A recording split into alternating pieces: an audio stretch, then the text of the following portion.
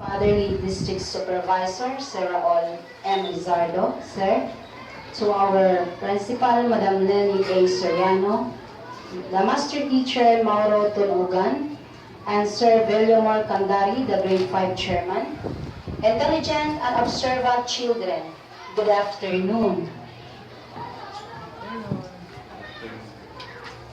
Today, we are going to put in the right process the unending rebuttal of the issues of these intelligent learners regarding the existence of modernization. You will be judged, children, according to this rubric. The organization and clarity, which focus on the main arguments and responses outlined in a clear and orderly way. The use of argument that focus on the reasons are given to support the resolution. Number 3, the use of cross-examination and rebuttal, wherein it will focus on the identification of weakness in other team's arguments and ability to defend itself against attack. Number 4 is the presentation style, wherein the focus of this is the tone of your voice, the clarity of expressions, precisions of arguments, all contributes to the keeping audience's attention and persuading them of the team's case. So, this is all.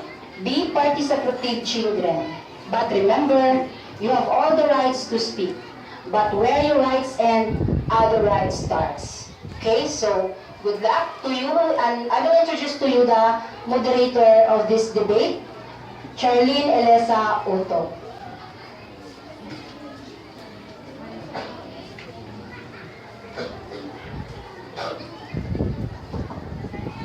Good evening to each and everyone. Good afternoon.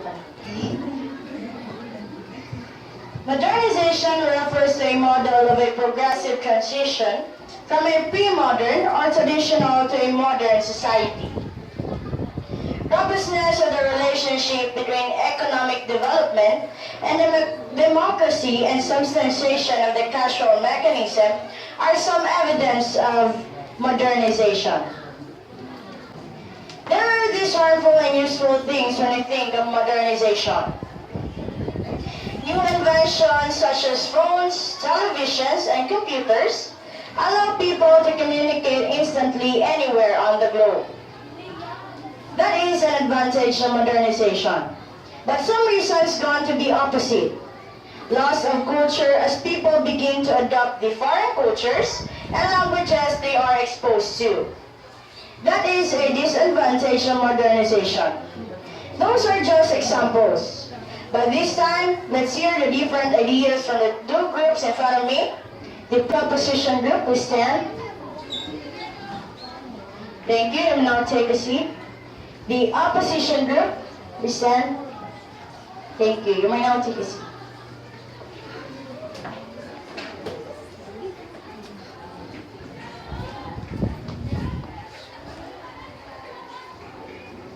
Now, as we can see in the PowerPoint presentation, are the things to be observed. On the preliminary time, each participant will be given a chance to speak for minimum 50 seconds and maximum 2 minutes about his or her ideas, which with regards to his or her stand about the issue. 10 seconds before the time will end, the timekeeper will have the warning bell to give time to the participant to end up his or her speech. During the rebuttal, each group will be given the chance to ask and answer questions. In answering questions, some member of the team can add some inputs about the issue. Remember, do the answering questioning one after the other in 2 minutes maximum consumable time. And now, let's hear the proposition group for having 2 minutes each of the speaker to give their different analyses on positive effect of modernization. Good afternoon to all of you. I will discuss today about positive impacts of modernization in technology. The modernization or modern technology has changed very fast. The progress of information and the life become easier. The first is modern technology and it makes the teens to get new skill. Example, in the internet technology, because the teens can find it easily and they can learn anything with the internet technology. And then the progress of information with the internet technology can help the teens to get the information for their study. Besides that, the teens can learn the culture of other nations and they can know the weaknesses and strengths of other nations. And the last is the life will be easy because the aspects of our life are available. Example, introducing the tools of communication and transportation system with a modern technology. For example, they produce handphone, computer, notebook, bus, car, and etc. This is one effort to reduce unemployment and improve living standards. It is easier on move and encourage to think more advanced and modern. That's all. Good afternoon, everyone. I will be discussing about the modernization in economy. These modern days, considering the mass population of people, fast production is needed to supply the demands of goods throughout the world. The economy rely more in production, transportation, and communication. Transportation is great help to the fast-blooming economy through delivering the goods or products from one place to another. Communication helps in terms of promotion of the product. In order to have mass production, modern equipments are needed which cannot be done with bare hands of the human beings. Since China and Japan are using modernized technologies in every ways, their economy is far more greater than ours. This observation proves that modernized technology is needed in economy. That's all. Thank you. Good afternoon, everyone. We all need to educate people to produce goods and services, to respond effectively and creatively to the world. To achieve any of these objectives, people need to acquire reliable knowledge and to think systematically. Several studies have shown that students have better access with technology, have better chances of learning and doing well at school than those without. It is easy when it comes to research and supplemental studies for students of all levels. Gadgets that can connect to the internet makes access to educational materials more convenient. With the help of technology, students have all the learning resource at the tip of their finger. While actual books have their own charm, it cannot be argued that the internet and mobile devices make studying more convenient for students than if they were still to rely on traditional books. The importance of education can be realized from the fact that all modernizing societies tend to emphasize on universalization of education, and the modernized societies have already attained it. Education plays an essential role in society, creating knowledge, transferring it to students, and fostering innovation. Modernization is a process of socio-cultural transformation. It is through growing process of change involving values. The modern day schools are fully equipped with technically sound devices that help children develop their expertise in a more lucid manner. Effective facilities provide barrier-free access for individuals with disabilities, after free from health and environmental hazard, offer adequate space for students and teachers, and are equipped with the appropriate technology for classrooms and instructional use. Thank you. Good afternoon, everyone. Today I will discuss about the positive effects of modernization in health. It is certainly safer to live in a world in which we have doctors who can cure infections and diseases, and in which women are not very likely to die in childbirth. Fast process of medicines using machines. Modern vehicles like ambulance can help us on emergencies, on some people on critical stages. State-of-the-art hospitals are more organized and generally efficient in saving people's lives because their medical professional skills and dedication are paired with the latest technology that makes for better treatment. It is easy to intake. Synthetic medicines are convenient and easy to buy on drugstores. Doctors, chemists, scientists, and pharmaceutical experts studied through experimentations of synthetic medicines before its final application. There are also new medicines for new modern sickness. We all knew that all these medicines come from herbal plants, but other people create synthetic medicines so that people could have it easily. Some say that synthetic medicines are harmful, but it depends on them how they use the medicine. The government official and the Department of Health have told the people about the harmful effects of synthetic medicine, but it depends on them if they use the proper dosage. That's all. Thank you. Good afternoon to all of you. Now I will tell you about the modernization of communication and transportation. Today, on our easier and better lives, communication is easier and faster than long ago because now it has very become easy to get access to relevant information at any time, anywhere. And now, with our smart gadgets helps us to communicate to each other faster by accessing the internet and texting. Not like old times, early people sent letters to their pen pals. Starting from the toy string telephone to the smartphones of today, technology has definitely made keeping in touch a lot easier. Mobile phones have become essential because you can now call anyone, anytime, anywhere. In fact, even outer space is not the hundreds for speaking with loved ones or with anyone over the phone. Meanwhile, even in all probability, nothing will really prepare us if nature truly wreaks with havoc. But with our more modern means of communication, technology has given us a measure of a chance of survival in case of natural disasters. Thank you. Good afternoon, everyone. In this time, I will discuss about the modernization of the agriculture. Our life will be easy because of the modernization of our country. It improves our lifestyle.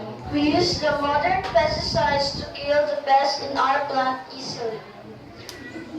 These pesticides and insecticides can affect the animals or human because it has green label. The green label is a kind of pesticides that only kill the harmful pests or insects. In harvest, you can use modern machines to fasten your work. For example, if you have a large plantation such as those Philippines, use the modern things to lessen the people that work on your plantation. To fasten your work and have more income. Use modern fertilizer to fasten the growth of your plant. For example, if the plant grows faster, the income of a farmer will be increased because in today's life, the farmer will be harvest their plants 3 to 5 times a year. If you don't use the modern fertilizer, the farmer only harvests 1 time a year. Use the modern fertilizer, pesticides, or harvester to fasten your work. That's all. Thank you. Now the proposition group were already done on sharing their ideas. Focus on the useful effects of modernization. Now let's hear the opposite one. The opposition group on giving their ideas based on the harmful effects of modernization. This is the first 2 minutes per speaker to give their ideas. Good afternoon to all of you. I am from the CON group. My topic is about the disadvantages of technology in modernization. Modernization brings air pollution, water pollution, climate change, and consumes energy. Modernization breaks up the societies that bound people together in traditional societies. Because of the modern buildings, this can make the surrounding polluted and can destroy our ozone layer. Modern technology is causing teenagers to lose bounds with communication by using mobile devices than communicating in person. This can cause to the teenager girls to be pregnant early because of the mobile devices and Facebook. They can use it to communicate to their loved ones secretly. Job loss. Modern technology has replaced many humans. Robots are now doing the job which to be done by humans nowadays. Modernization caused laziness of all the people because they only depend on technology. Because of modernization, more children or adults watching pornography will cause their attitude to become pervert. Children will not focus on their study because they're only playing gadgets, they are not reading books. Modern technology distorts our natural resources because they are cutting trees to build new houses and buildings and mining to make new accessories. That's all, thank you. Good afternoon to everyone. My topic is all about the disadvantage of modernization in our economy. Shifting values due to commercialization, we now live in a world driven by money. Wealth and material possession are more important to us than ever. And with parents working late and children glued to game consoles, it seems we've forgotten the importance of quality family time. Modernization can cause economic harm as the development of equipment and technologies can reduce the need for human labor. The negative effects of modernization span economic, social, and even psychological borders. The growth of trade and technology, which ultimately makes the mass production of food, clothing, and other materials goods possible, certainly make shopping, especially on a budget, easier and much more realistic. However, as large companies and manufacturing facilities replace smaller structures such as family farms, bakeries, and clothing shops, quality often takes a backseat to quantity. Items may lose their identity of belonging to specific regions or cultures, and the skills to make those goods fall by the wayside too. Furthermore, with modernization comes an increasingly faster pace of life and constant need to connect to others with phones, computers, and other technology, eliminating a sense of peace and calm. Thank you. Good afternoon, everyone. Modernization brings shortcuts to life which can have various positive and negative effects. My topic will be focused on the disadvantages of modernization to the system of education. One example of a negative effect of modernization is in using gadgets in learning. This leads to students becoming lazy because everything they need in their projects and assignments are easily available on the net. This is like before when researching in the library not only gives you the information you need, you also receive additional knowledge. Another example is trading books for tablets and laptops. While tablets and laptops have more information stored in them, they can easily get low battery. Meanwhile, if you read books, it is available anytime and doesn't consume electricity, thus saving money. Robotic teachers are another invention brought by modernization. While robotic teachers are generally smarter than human teachers, they lack human emotion. They do not know how to make classes fun and exciting, which leads to students becoming bored and ultimately not learning. Social media also affects the students. Instead of studying and reading books, they are just using cell phones to connect to the internet for fun and social media. Studies show that persons can easily learn things by reading them instead of watching moving pictures or by sound. In conclusion, while modernization brought forth many ideas and inventions, it still has many negative impacts. Thank you. Good afternoon to everyone. I am representing the CON group on the topic of negative effects on health. More inventions, the shorter our life will be.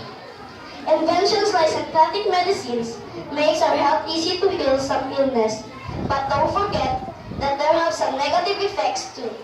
Standard of living were low or non-existent, therefore bringing many illness among the population. Our ancestors used herbal plants to heal their illness, and because of that, their lives will be longer. But now, people use synthetic medicines and they eat foods that have additives, preservatives, and food coloring that affect the health of some people.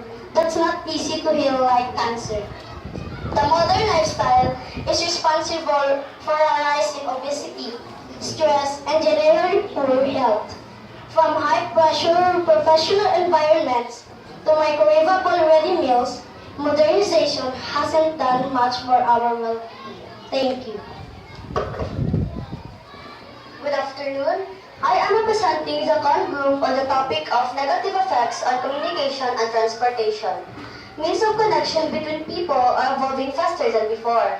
Back in the old days, people are fond of communicating through handwritten letters. But now, people use smartphones and gadgets by spending more time playing video games, learning how to use modern technologies, and using social networks. However, you only need to look at the newest gaggle of teenagers glued to their cell phones. That there are also plenty of downsides. As modern technology grows and advances by leaps and bounds, so too does its effects on life and society.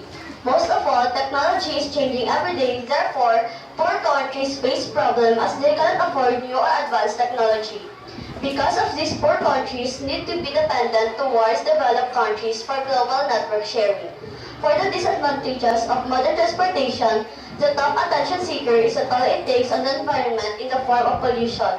Modern vehicles also cause too much of gas that it may lead to pollution of air and also pollutes by noise. Modern cars add to the destruction of the environment with pollution that will lead to the destruction of the atmosphere. That's all for the topic communication and transportation. Good afternoon. I am presenting the CON group on the topic of negative effects on agriculture. In our modern lives, agriculture is slowing down, and agricultural families lost land, credibility, and were forced to move into unfamiliar industry. Pesticide, insecticide, and herbicide are polluting the soil and water. The farmer uses combined harvester and tractor in harvesting crop that add pollution in the air. Because of the synthetic material that are spraying the plants, this makes the plant poisonous. Because of the synthetic material, because of this known pesticide, plants are less organic from new. The synthetic material that's spraying the plant may cause cancer or it may cause death.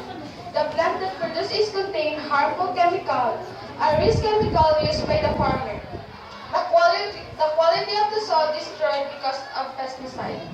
Modern agriculture may create substantial environmental effects such as the atmosphere. Although such modern products are used to benefit crop production, they come at the cost of negative impact on the environment. Evidence indicates, however, that excessive reliance on monoculture from an agri-industrial input, such as capital-expensive technology, pesticide and chemical fertilizer has negative impact on the environment. That's all. Thank you. Now let's turn to the most awaited part, the rebuttal. The questioner will be given 1 minute to ask question to the other group. Now let's have the first question from the opposition group, from Mr. Chester Revilla. Mr. After listening to the ideas of my opponents, may I ask a question? How can you neutralize the negative effects of modernization to the system of education? We can neutralize the negative effects of modernization in the system of education by the proper use of gadgets, the guidance of elders like parents, guardians, or teachers, and also the proper use of gadgets whenever and it's necessary. Thank you. In addition to that, it is important for teachers to make use of technology to ensure understanding in our part as modern learners. We knew that good professors also use technology to have wider knowledge to share a lot to their students. So what do you think will be our situation if the education is not yet modernized? The solution to that problem is to follow the way of our elders before, where we can research in the library for our topics and read books about our topics. In addition to Chester's answer, as long as I have been involved with education, there has been a discussion of whether or not technology is making a difference in learning, and whether or not we should use it in schools. If the answer is technology, why is there any debate about why, and how much technology should play a role in education?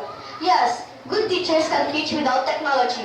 To end my opinion, I would like to say that relying on technology is not the answer. But how about the places without libraries? That is the main concern of our government to provide the library in every part of the country. Now, so much for that. Now, let's turn to another question from the proposition group. From Ms. Althea Baldo. Without modernization in health, how can you easily cure modern sickness? I will use the herbal medicines because herbal medicines prevent sickness. One situation is that how you contract your tuberculosis. Before you get tuberculosis, you first touch a cough. Herbal medicines prevents the cough.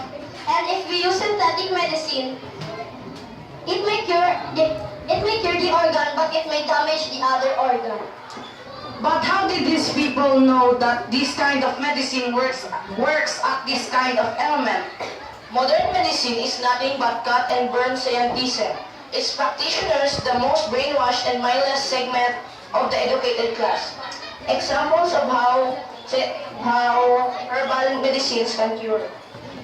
In various studies, ginger has been shown to be highly effective in preventing and curing heart disease, cancer, arthritis, and a variety of other illness. Ginger can also kill ovarian cancer cells.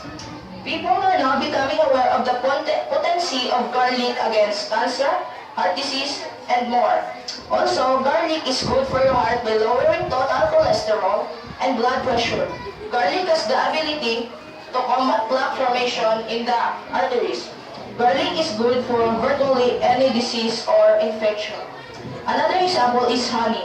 For a long time, it has been observed that honey can be used to overcome liver, cardiovascular, and gastrointestinal problems.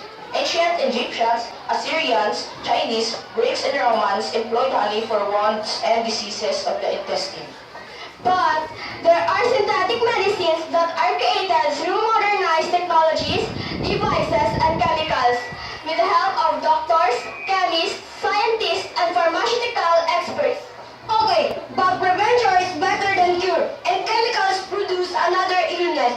Just believe that every physical and emotional problems can be dramatically reduced by living a clean life with no drugs, legal or illegal, no smoking or drink, doing moderate weightlifting exercise which stimulates the production of the vital human growth hormone.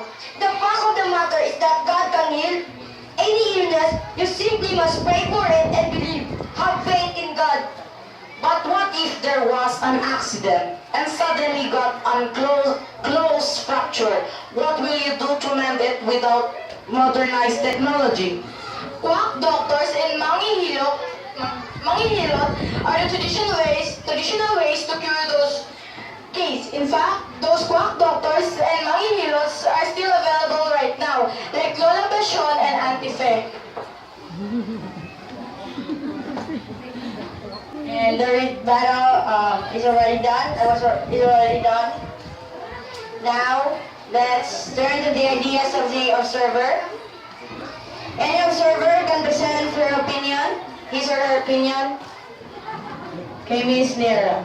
After I heard those opinions, I am convinced that proposition group is right because modernization can have article laws in that way. It will increase the productivity of our economy.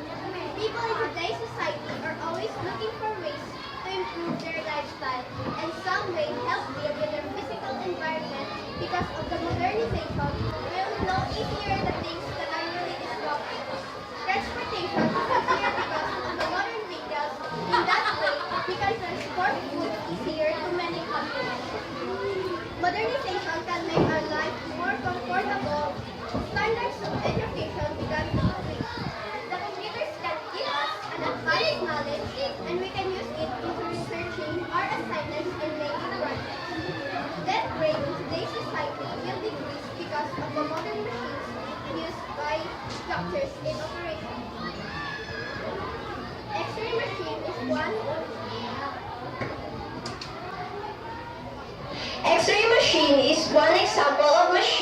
used by doctors. Instead of herbals, many people use the medicine that are processed in laboratories because it can be easily intake and it can easily cure diseases too. In conclusion, modernization does not need to be prevented, but the mental preparation necessary to accept and develop it, and accept modernization that proper with the national personality. Besides that, you must believe to become conscious with the social life will not become the individualism, and the education is very important to prepare your mental. We can prove also that modernization can make our life more comfortable than before. Let's turn to another observer from Mr. Good afternoon, everyone. I would like to tell my observation. I'm in the group of opposition because I believe that modernization can destroy the environment and also us, the humans. Instead of helping us, they make us lazy and addicted to modern appliances of technology. Studying destroy us humans in the way of. Instead, the students should give concentration to the books and studying their lessons.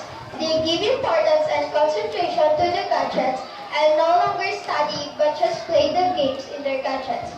They also makes the books useless. Modernization also destroys not only the concentration of the students but also the environment, like they give up toxic materials and chemicals like chlorofluorocarbon. This chlorofluorocarbon can pollute the air and can cause a hole in the ozone layer, and this can cause the global warming and climate change.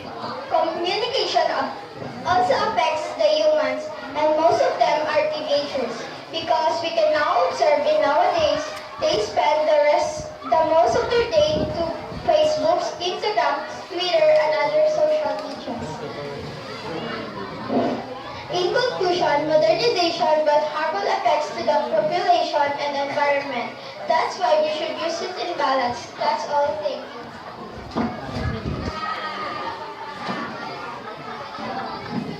Good afternoon, everyone. This is my observation. Modernization is useful because it can make our life easier and faster. There are many modern things like gadgets and machines. Because of these modern things, our lives is easier now than long ago. Modern technology also help us by doing projects, assignments, and papers. It can also help in education, transportation, communication, and jobs. Long ago, you had to search and read a book to answer your assignments. But now, because of modern technology, you just have to research it using internet, and it's easier, faster, and convenient. We also use modern. It also affects our body like our eyes. If we play in computers for a long period of time, our eyes will be damaged. It can also affect our health like playing for a long time and got engrossed in playing. We even forgot to eat our meals or will eventually lead us to unhealthy lifestyle. Next observation from Ms. Gomez. Good afternoon to all. Modernization is useful because it helps us to make our assignment and project easier. Computer and other gadgets are convenient for humans to use or research. It is helpful because it helps us to improve our talent, like looking for some songs and sample of dances to perform. That's all. Another observation is from Ms. Sped. Good afternoon, everyone. I believe that modernization is very useful to our education because long time ago, our grandparents used to study in far places just to have a great knowledge. Today, knowledge can be acquired through it online or just a click of our finger via Google, Instagram, Facebook, and Twitter. That's all. Now let's have the last observer from Ms. Charlene Bangkaya. Good afternoon, everyone. Modernization is useful because modern technology like laptops, tablets, and computers. These gadgets is useful in studying, searching of assignment, and to print out. That's all. Thank you. Now I'll read to you the summary of the debate from the secretary of each group.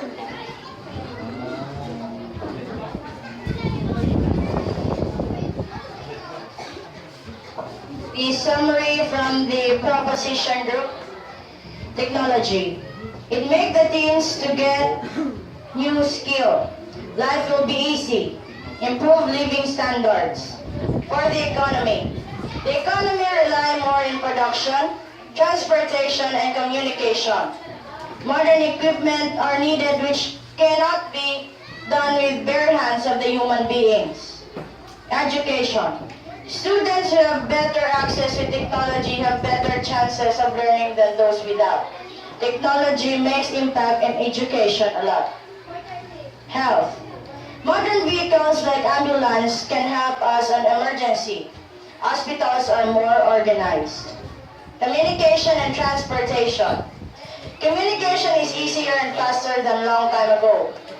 Modern means of communication technology has given us a measure of chance of survival in case of natural disasters. Agriculture improves lifestyle. Use the modern fertilizer, pesticides, or harvester to fasten your work. The summary for the harmful effects of modernization. Technology. Job loss. Modern technology has replaced many humans, and robots are doing the jobs which used to be done by humans nowadays and can cause laziness of all. Economy. Modernization can cause economic harm as the development of equipment and technologies can reduce the need for human labor. Due to commercialization, we now live in a world driven by money. Education.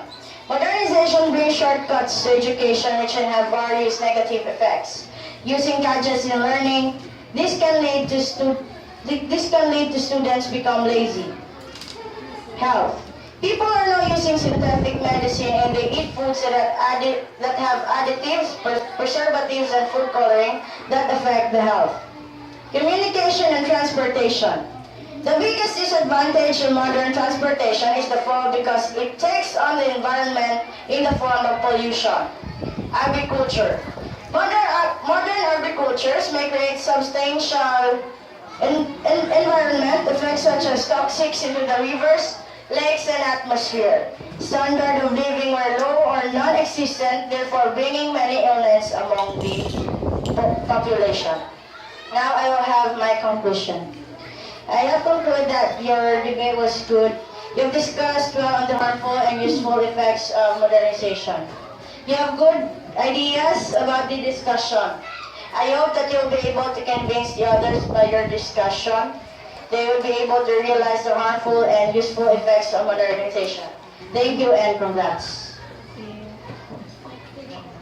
Now let's have the conclusion of Miss Judith Tabahan.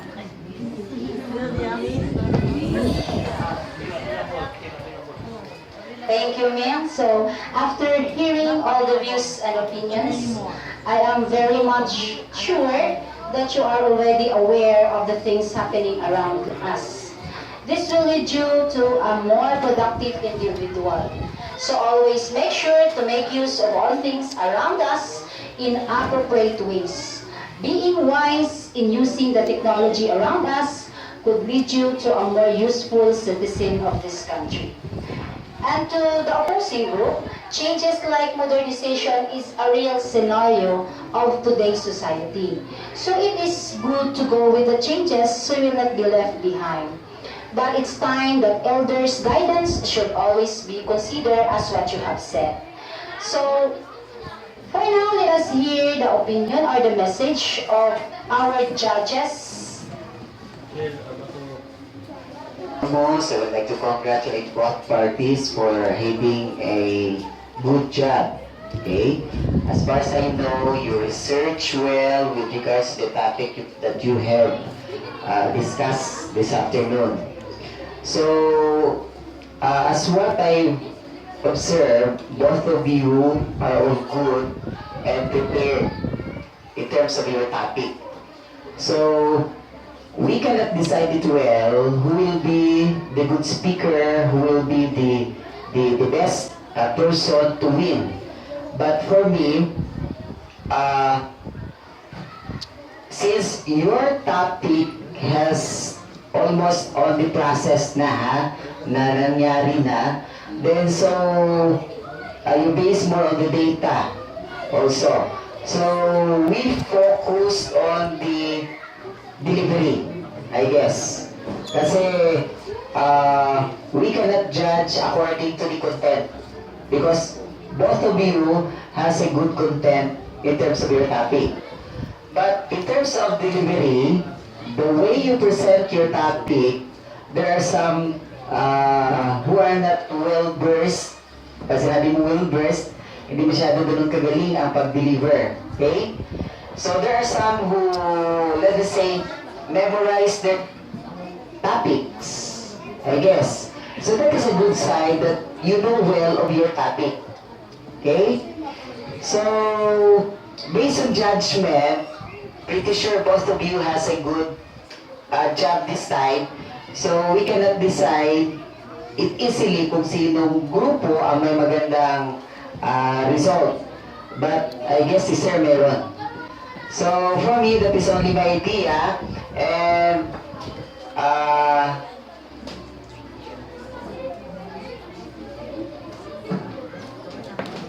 later, we will tell you who is the guest speaker, I guess. Okay? So, yun lang.